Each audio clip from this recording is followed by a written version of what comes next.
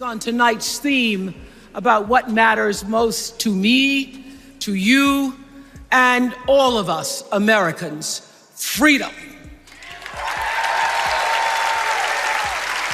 They're designed to distract us from what actually matters, but we are beyond ridiculous tweets and lies and foolery. These are complicated times, people, and they require adult. It was a night like no other in the annals of American politics. The stage was set, the crowd buzzed with anticipation, and the air crackled with an electric tension that could be felt from sea to shining sea. For tonight, Oprah Winfrey, the undisputed queen of class and wisdom, had decided she had had enough. When Oprah has had enough, you better believe it's going to be good. There are people who want you to see our country as a nation of us against them, people who want to scare you, who want to rule you, people who'd have you believe that books are dangerous and assault rifles are safe, that there's a right way to worship and a wrong way to love. As she stepped up to the microphone, the roar of the crowd was deafening, almost drowning out the sound of Donald Trump's desperate attempts to interject and interrupt. But Oprah was having none of it. With a regal poise and that signature charm that has captivated millions, she began to speak. Please don't forget to subscribe and like this video. It is free and help us bring you enjoyable content. And of course, watch till the end. Love. People who seek first to divide and then to conquer. But here's the thing. When we stand together, it is impossible to conquer us. Now, I know we've had our differences in the past, Donald, she began, her tone equal parts soothing and steely. I once thought we might even make a great team. Can you believe that? The crowd erupted in laughter, for even they knew the sheer absurdity of that timeline. Oprah, the embodiment of unity, knowledge, and compassion, and Trump, the living embodiment of himself. Oprah paused, allowing the moment to sink in. But then you had to go and run for politics, didn't you? She said, shaking her head in mock disappointment. And well, let's just say that was the end of that. The crowd roared its approval, sensing the impending takedown of the century. Oprah, the master communicator that she is, didn't simply refute Trump's outlandish claims.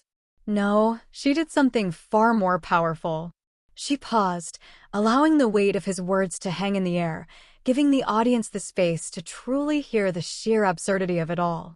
And then, armed with the receipts, she unleashed her barrage. You know, Donald, I remember the good old days when you used to love me, she said with a wistful smile. But then you had to go and run for office, and well, that was the end of that. The crowd erupted in cheers, knowing full well that the end of that relationship was just fine by Oprah. But Oprah wasn't done. She had more receipts up her sleeve, and she was ready to use them. Oprah Winfrey, who I used to know well, she used to love me until I decided to run for politics. Oh, let's go to Mar-a-Lago, Donald. I love the place so much. You know, she used to love me, but once I ran for politics, that was the end of that, and that was okay with me. I couldn't care less because we got to make our... And let's not forget that little incident in Florida where you actually went and voted and then got all upset at Fox News for airing the footage. The crowd roared with laughter, for even they knew the sheer ridiculousness of a man who can't seem to keep a cabinet together for more than a few months, let alone his own voting record. Oprah, the master of the mic drop, paused once again, allowing the weight of her words to settle. You know, Donald, it's almost as if everything is unfair in your world. Your presidency, your businesses, even your... From having the state deny them the abortion that their doctor explained was medically necessary. And they've told us these things for one reason, and that is to keep what happened hairline. The crowd erupted in raucous applause, for they knew that Oprah had just delivered the ultimate burn, one that even Fox News couldn't ignore. But Oprah wasn't done. She had one more ace up her sleeve. To them from happening to anybody else, because if you do not have autonomy over this, If you cannot control when and how you choose to bring your children into this world and how they are raised and supported, there is no American dream. And it was a doozy. And let's not forget about that little book of yours where you're publishing letters from the past. Oprah's eyes twinkled with mischief. I heard about one particular letter where you apparently wanted me to be your running mate if— And you know who else should be ashamed? Fox. Because I've seen Oprah on Fox about 50 times making the same statement, and I think it's a disgrace what Fox does, because everyone thinks Fox is so pro-Trump. They're not pro-Trump at all. They've put Oprah on all morning long. That's all I see. He decided to run. The crowd held its breath, waiting with bated anticipation for the knockout blow. Well, Donald, I've got news for you, Oprah said, her voice dripping with the kind of charm that could disarm even the most hardened of hearts.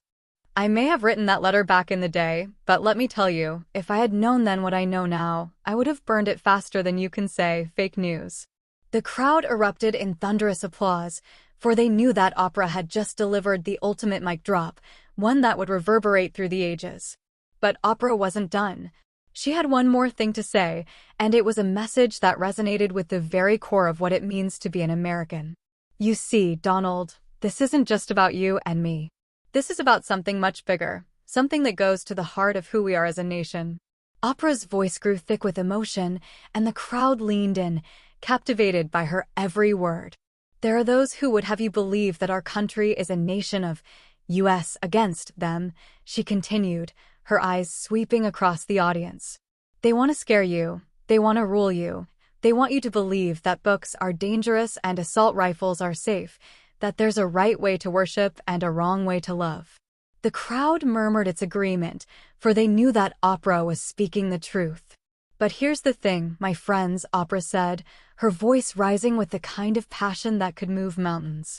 When we stand together, it is impossible. Trump has released a book where he's published letters that he's received over the years. One of your letters is front and center. I heard about that. Okay, back in 2000, you wrote him, "Too bad we're not running for office. What a team." I think he'd written a book and said that he wanted me to be his running mate. If he decided to run. If he decided to run. And when I heard that this letter is now going to be a part of a book, I thought, oh, wasn't that nice of me to conquer us? Because this isn't about us and them, it's about you and me, and what we want our future to look like. The crowd erupted in thunderous applause, for they knew that Oprah had just delivered the ultimate call to arms. Using Twitter, President Trump is speaking out against Oprah's roundtable discussion with partisan voters in Michigan. This segment aired on 60 Minutes last night. The president tweeted in part, quote, "The questions were biased and slanted. The facts incorrect." One that would inspire a nation to rise up and reclaim the very essence of what it means to be American. As Oprah stepped away from the microphone, the crowd erupted in a standing ovation that seemed to shake the very foundations. Correct. Hope Oprah runs so she can be exposed and defeated just like all the others. Last fall, Oprah Winfrey spoke with 14 Michigan voters, 7 of whom voted for Donald Trump. Winfrey sat down with the voters again to get their thoughts on the president. Of the earth. For in that moment, they knew that they had witnessed something truly extraordinary, a masterclass in leadership, a testament to the power of truth, and a rallying cry for a nation that had been too long divided. And as the cheers faded into— This election isn't about us and them. It's about you and me and what we want our futures to look like. There are choices to be made when we cast our ballot. Now, there's a certain candidate that says if we just go to the polls this one time, that we'll never have to do it again. Well, you know what? You're looking at a registered independent. Tonight, Oprah knew that she had done her part, that she had used her voice to speak truth to power, to shatter the illusion of misinformation, and to inspire a nation to reclaim its rightful place as the beacon of hope and— who's proud to vote again and again and again because I'm an American and that's what Americans do. Voting is the best of America. And freedom for all. For in these complicated times, when the very fabric of our democracy seems to be unraveling, it is the Oprahs of the world who must step up and lead the way, reminding us all that when we stand together, nothing can ever truly conquer us.